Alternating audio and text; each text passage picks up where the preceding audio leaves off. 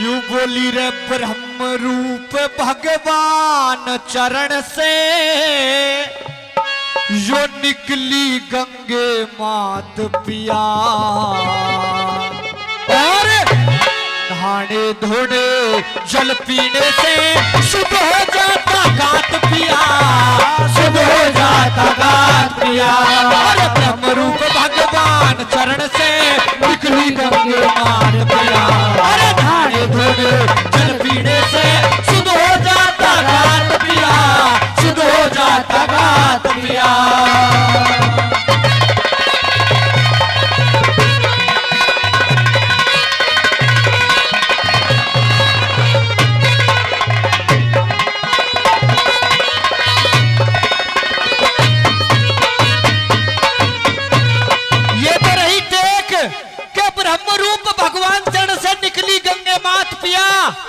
और नहाने धोने जल पीने से शुद्ध हो जाता गात पिया।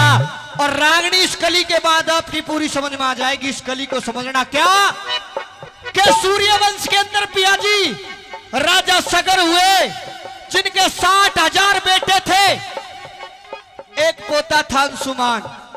राजा सगर को बड़ा घमंड हुआ, उन्होंने एक अश्वमेध यज्ञ करवा दिया और एक श्याम कर्ण घोड़ा छोड़ दिया और उसमें तांबे के अक्षरों से लिखवा दिया कि जहां जहां तक घोड़ा जाएगा वहां तक की सीमा हमारी, और जो घोड़े को पकड़ेगा पहले करेगा हमसे युद्ध, अगर युद्ध नहीं करता तो हमारी मित्रता स्वीकार।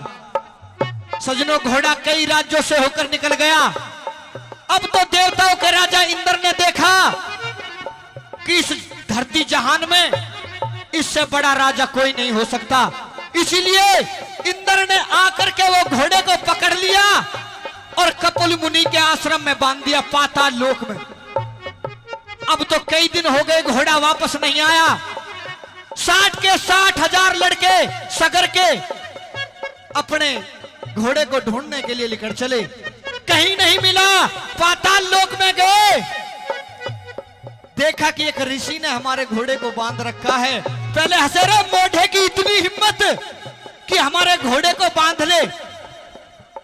जैसे ही ऋषि के पास पहुंचे, बेटे ने जाकर के एक लात मार दी ऋषि में। और क्या कहानी बनी आगे की, क्या लिखा,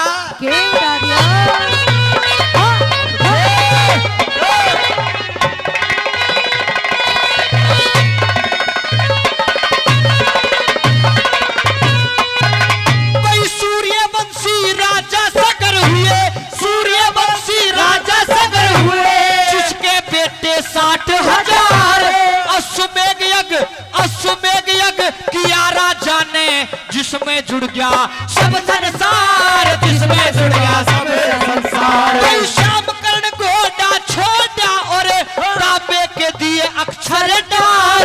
घोड़ा पकड़ा इंद्र ने, जा बांधा कपिल मुनि के द्वार, जा बांधा कपिल मुनि के द्वार। घोड़ा बंधा देख लड़कों ने, घोड़ा बंधा देख लड़कों ने, बार ऋषि के लात पिया। नहाने धोने जल पीने से शुद्ध हो जाता गात पिया, शुद्ध हो जाता गात पिया।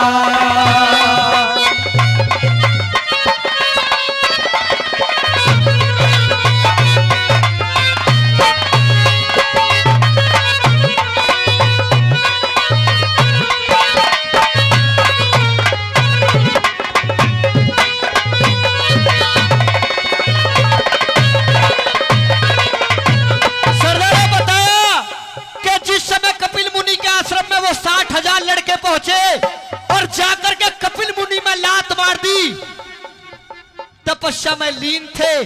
जैसे ही आंख खुली, 60 के 60,000 लड़कों को भस्म कर दिया।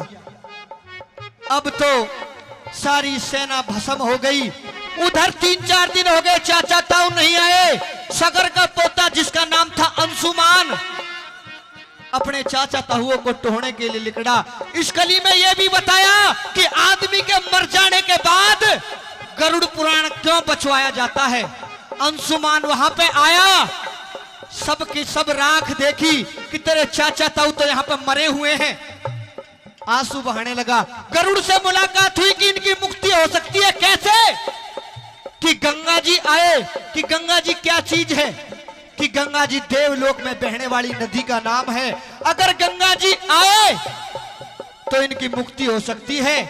सजनों, अंशुमान तपस्या करने के लिए लिखना, और दादा ने क्या लिखा दूसरी कली में, कैसे?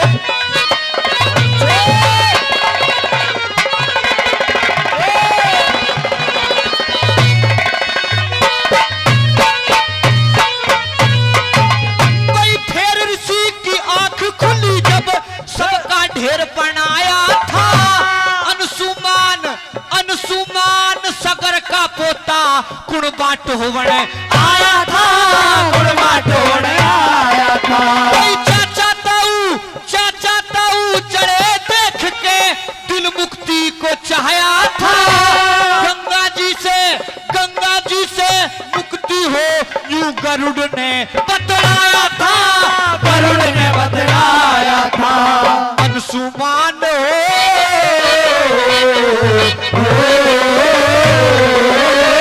अंशुमान तपस्वी हो गया जब सुनी गरुड़ की माया।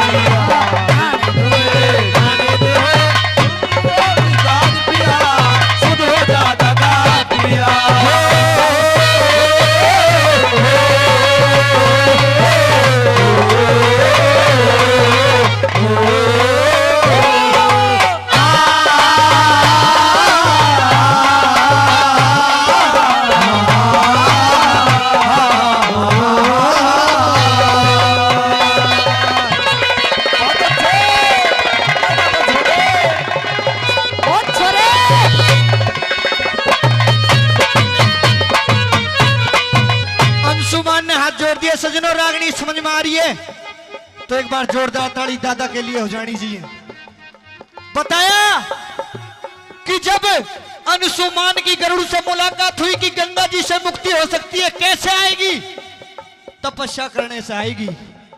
अपने दादा को जाकर के बताया कि दादा, चाचा ताऊओं का इस तरह से कपिल मुनि के आश्रम में अंत हो गया, उनकी मुक्ति हो सकती है गंगा जी से। सबसे पहले राजा सगर ने 35,000 साल तपस्या की, गंगा जी नहीं आई। फिर राजा सगर का लड़का असमंजस, उसने तपस्या करी, गंगा जी नहीं आई। फिर असमंजस का पुत्र अंशुमान 35,000 साल उसने तपस्या की, गंगा जी नहीं आई। फिर अंशुमान का लड़का दिलीप, उसने तपस्या की, गंगा जी नहीं आई। अब तो 10,000 साल हो गए भागीरथ को तपस्या करते करते। 5वीं पीढ़ी में भगवान विष्णु के दर्शन हुए कि क्या चाहते हो? कि गंगा जी आए, मेरे चाचा ताऊओं का जो उन्हें पुण्य मिलना चाहिए वो मिलना चाहिए। सजनों, गंगा जी ऐसे नहीं आ सकती। कि क्यों? क्योंकि गंगा जी के वेग को ओटने वाला पृथ्वी पर कोई नहीं है। कि कौन ओट सकता है? कि देवों के देव महादेव ओट सकते हैं। एक साल भागीरथ ने भगवान भोले की तपस्या करी। जब गंगा जी आई और गंगा जी की 7 धाराएं थी, 3 उत्तर की तरफ, 3 पश्चिम की तरफ, और एक धारा जो भागीरथ के पीछे पीछे वहां तक आई थी जहां सगर के 60,000 बेटे मरे थे।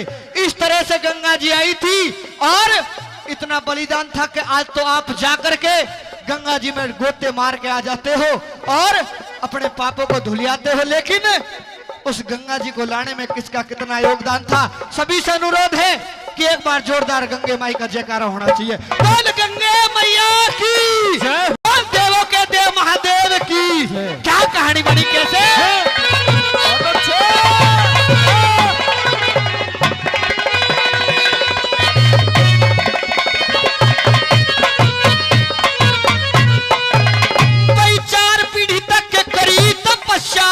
पंचम पीढ़ी आई, भागीरथ ने जन्म लिया जिसने भक्ति में लौलाई, जिसने भक्ति में लौलाई।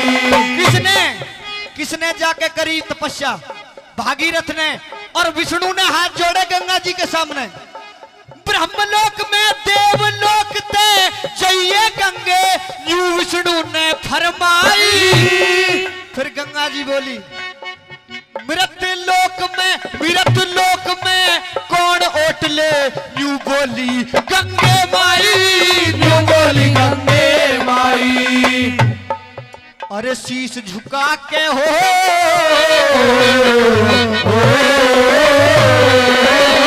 शीश झुका तुम्बे में ओट गया, शीश झुका तुम्बे में ओट गया, त्रिलोकी का नाविया खाने धोए जल पीने से सुध हो जाता गात पिया, सुध हो जाता गात पिया।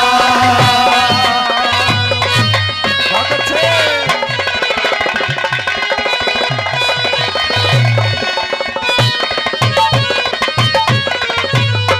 और लास्ट कली में हमारे हनुमान नेताजी गुरुजी ने लिखा है कि मैं भी, क्योंकि गुरुजी ने अपने आप को गैर जात बताया है रागणी में। मुसलमान। हाँ, वो मुसलमान थे, मंदिर में जाने की इजाजत नहीं थी, लेकिन उनके प्रतिभा को देख करके बेरी की माता है रोहतक से 7 कोस दूर, वहां पर आते और हर साल गंगा जी नहाने जाया करते थे दादा धनपत जी। और इस रागणी में बताया है मैं बेजात हूं, लेकिन गंगा जी की महिमा का जिस देश में, कि ऐसा हमारा देश है जहां पर ऋषि मुनि, किसी ने बताया कि चांद पे अमेरिका पहुंच गया, चांद पे अमेरिका पहुंचा। अब से पहले अर्जुन 1 साल तो मंगल ग्रह पर रह करके आ गया था, तो भारत माता के लिए जोरदार ताली हो जानी चाहिए। और दादा धनपत सिंह कैसे, क्योंकि उस समय जो बस होती थी उसको मोटर लारी कहा करते थे।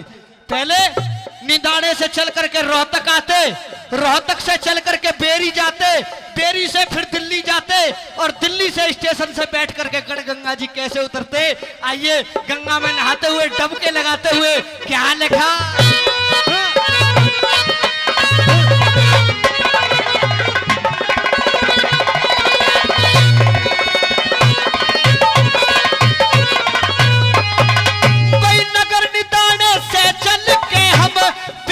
मोटर लारी में रोहतक से 2 कोस परे गुण गंगा बहे सुनारी में, गुण गंगा बहे सुनारी में। और 7 कोस पे भवन मात का जो रहती मदद हमारी में। दिल्ली तक मोटर गाड़ी और आगे रेल सवारी में, आगे रेल सवारी में। गढ़गंगा के मैं तो गढ़गंगा के घाट उतर लूं, धनपत सिंह बेजात मिला नहाने धोए जल पीने से सुध हो जाता गात पिया, सुध हो जाता गात पिया। अरे ब्रह्म रूप भगवान चरण से निकली गंगे मात पिया।